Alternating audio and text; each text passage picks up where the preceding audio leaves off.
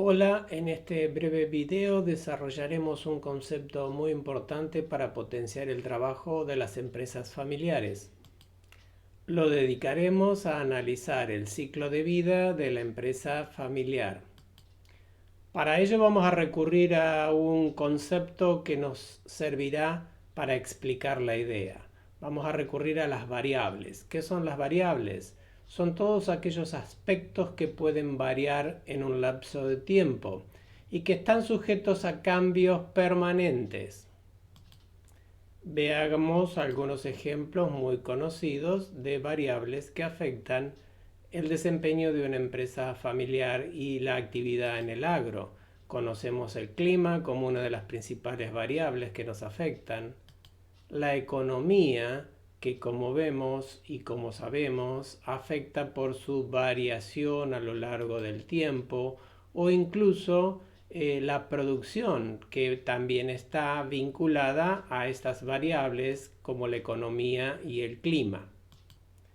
Para poder explicar el ciclo de vida de la empresa familiar vamos a utilizar dos variables que nos permitirán entender cómo es la evolución. Una de esas variables es la mano de obra. Uno de los elementos centrales que caracteriza a la empresa familiar es que toda o la mayoría de la mano de obra es proveniente del propio componente familiar, de los miembros de la familia.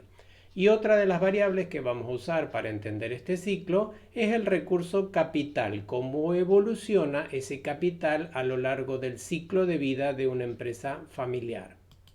Lo que haremos es tratar de entender con una gráfica cómo ocurre el ciclo de vida de la empresa familiar cuando estas dos variables, la mano de obra y el recurso capital, aumentan o decrecen con el tiempo.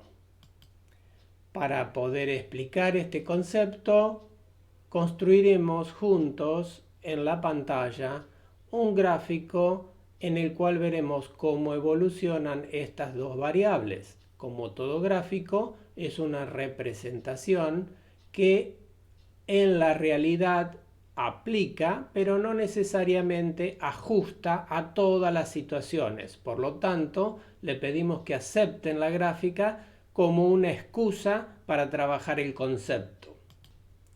Vamos entonces con el gráfico para ver la evolución. Ponemos en una línea horizontal, en un eje horizontal, el recurso capital cuando el mismo es bajo o cuando el mismo es alto, a la izquierda bajo y a la derecha alto, y en un eje vertical vamos a poner la variable mano de obra cuando es baja en la parte inferior o cuando es alta en la parte superior. Para ayudarlos, construimos una especie de ejes cartesianos para ver cómo evolucionan estas dos variables en conjunto en el ciclo de vida de la empresa familiar. Vamos con el inicio.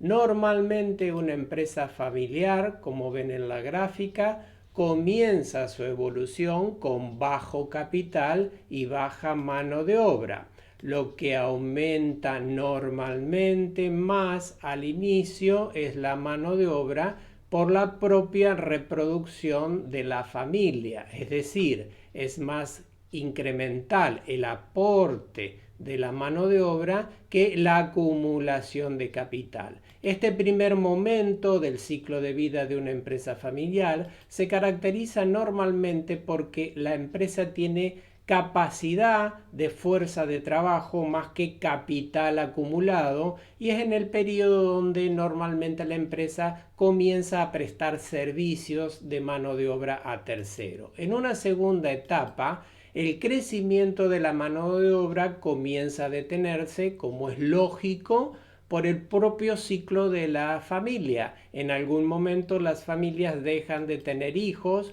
o incluso algunos comienzan a retirarse de la empresa. Por lo tanto, el ciclo de acumulación de capital continúa, pero comienza a detenerse el crecimiento de la mano de obra. En este segundo estadio del ciclo de vida de la empresa familiar, podemos pensar que las empresas están caracterizadas por su capacidad de prestar servicios a terceros porque ya tienen algo de capital y tienen buena cantidad de mano de obra. Normalmente en nuestras regiones esta prestación de servicios va de la mano con la mecanización de los sistemas.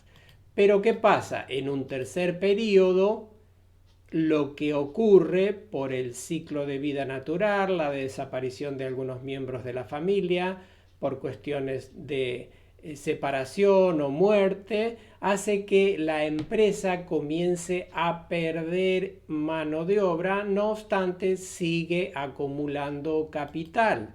Este tercer momento del ciclo de vida de la empresa familiar se caracteriza normalmente por el crecimiento en superficie, en capital y por la disminución de la mano de obra. Aquí ocurre un momento de definición del ciclo de vida de la empresa familiar. Pueden pasar dos cosas. Por un lado, que la empresa se divida, se escinda, que parte de los miembros dividan la superficie y cada uno comience a construir una nueva empresa familiar con su nueva familia, o bien ese es el periodo de división de la propiedad, que es muy común en las empresas familiares.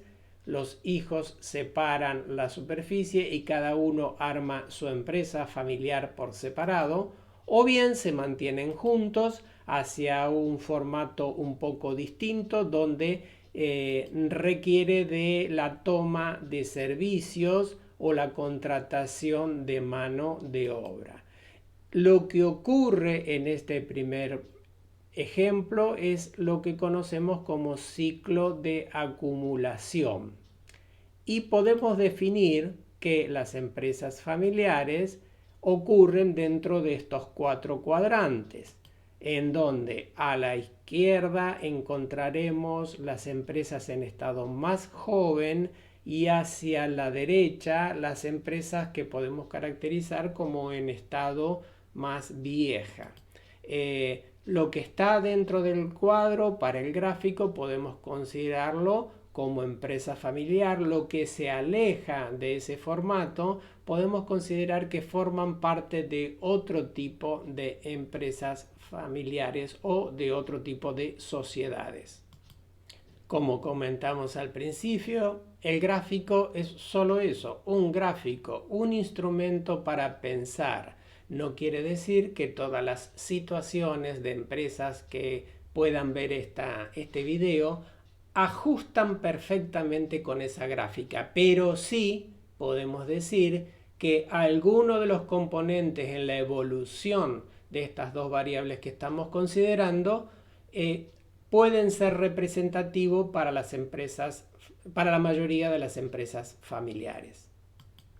¿Por qué es importante la consideración de esta gráfica o de esta condición de evolución en el ciclo de empresa familiar? Básicamente por el impacto que tiene en numerosos elementos de la empresa. Por ejemplo, el uso o la tecnología puede ser aceptada, adoptada de manera diferente según el tipo de cuadrante en el que se encuentre el ciclo de vida de la empresa familiar. Lo mismo ocurre con los objetivos. Según el cuadrante, el objetivo de la empresa puede variar o la toma de decisiones puede ser distinta o las relaciones, como hemos visto en otros encuentros, van a variar considerablemente dado que hay una evolución en la cantidad de integrantes, en la disponibilidad de capital.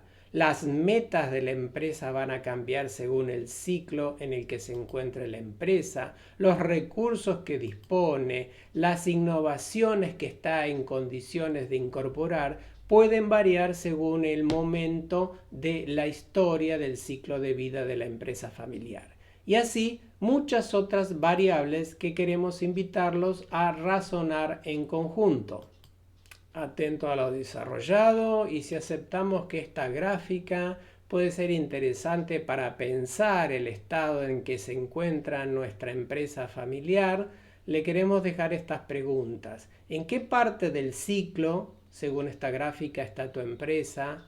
¿Y cómo crees que puede tener este esquema una aplicabilidad una apropiación, un elemento de análisis crítico para tomar decisiones dentro de la empresa agropecuaria.